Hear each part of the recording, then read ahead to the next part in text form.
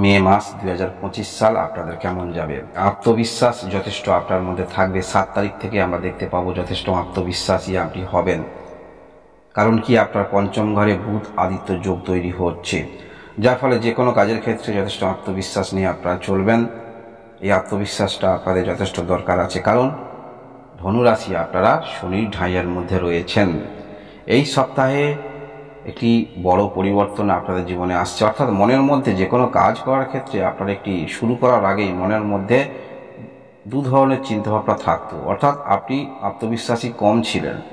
এই যে বুধ আদিত্য যোগ তৈরি হচ্ছে, যেমন মনের মধ্যে আত্মবিশ্বাস তৈরি হবে। আর বড় যে বিষয়টা ঘটতে চলেছে সেটি হলো আপনার সপ্তম ঘরে, রাশি থেকে সপ্তম ঘরে প্রবেশ করতে চলেছে দেবগুরু বৃহস্পতি। দীর্ঘদিন ধরে ষষ্ঠ ঘরে অবস্থান করেছিল, যার ফলে যে কোনো কাজের ক্ষেত্রে আত্মবিশ্বাস কম, মনের মধ্যে বিভিন্ন ধরনের চিন্তাভাবনা ছিল। আপনি যতটুকু পাচ্ছিলেন ততটুকু এনাফ আপনার জীবনে নয়, আপনি অনুভব করছিলেন। এই যে 15 তারিখে ঘর পরিবর্তন করছে দেবগুরু বৃহস্পতি, যার ফলে আপনারা বৃহস্পতি গ্রহ থেকে যথেষ্ট সাপোর্ট পাবেন। আর এটা আপনাদের দরকার ছিল, কারণ শনির ঢাইয়ের মধ্যে আপনারা রয়েছেন।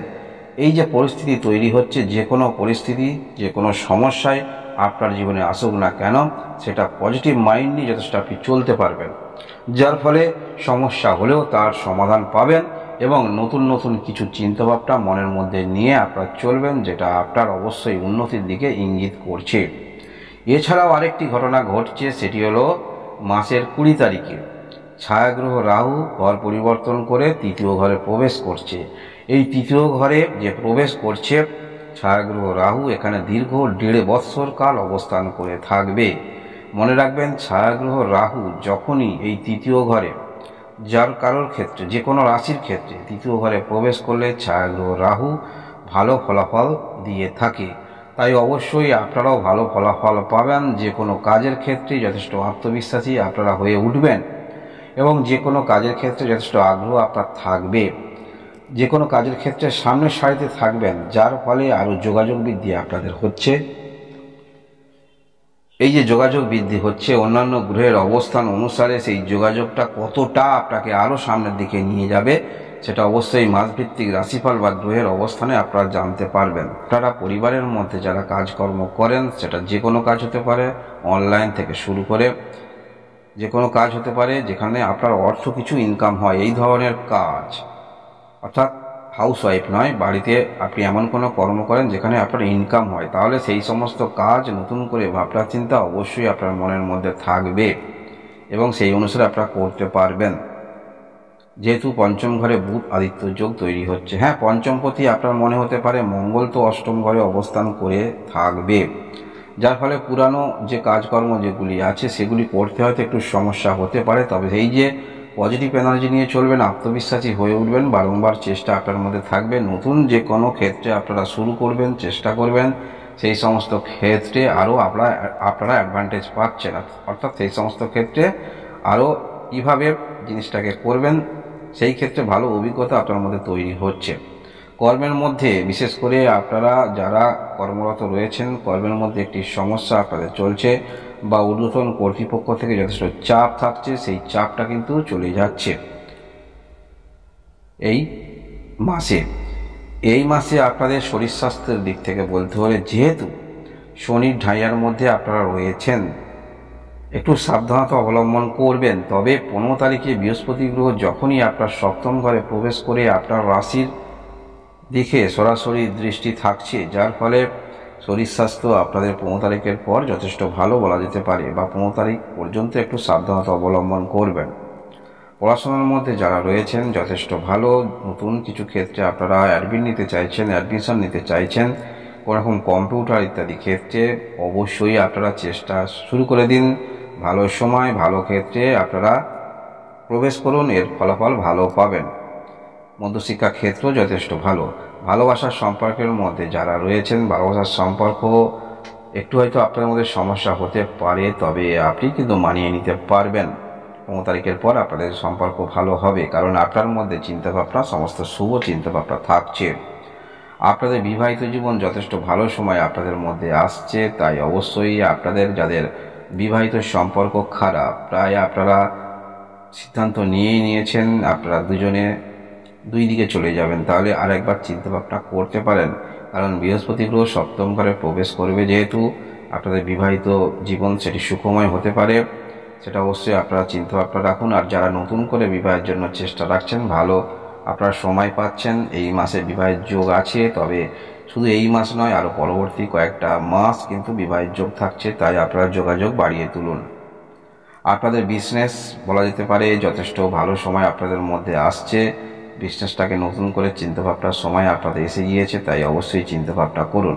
যারা কোনো রকম গাড়ি বিজনেস করেন, সেই ক্ষেত্রেও আপনারা ভালো এবং আগ্রহ রাখতে পারেন। যদি আপনি ড্রাইভিং করতে পারেন, নিজের সব প্রফেশনালে কোনো রকম গাড়ি কিনে নিজে চালাবেন, তাহলে চিন্তাভাবনা অবশ্যই করতে পারেন।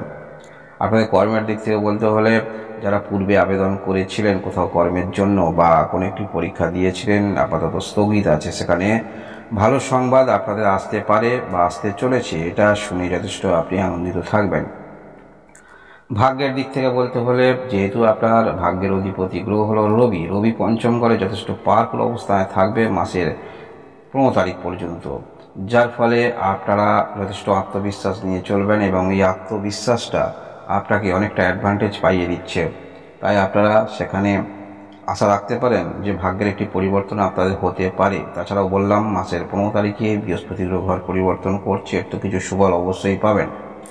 আর্থিক দিক থেকে বলতে হলে পাবেন, লটারিতে যারা ইন্টারেস্ট রাখেন এখান থেকে কিছু আপনারা পেতে পারেন। তবে আপনি যে প্রচুর রাশি অর্থ ভাবছেন আসবেন, ততটা ভাববেন না, তবে কিছু হলেও লটারি থেকে আপনারা পেতে পারেন। গ্রহের যে অবস্থান তৈরি করছে, প্রচুর রাশি অর্থ না পেলেও আপনারা কিছুটা হলেও সেখান থেকে লটারি থেকে অর্থ পেতে পারেন, মানসিক স্যাটিসফাই আপনি হতে পারেন।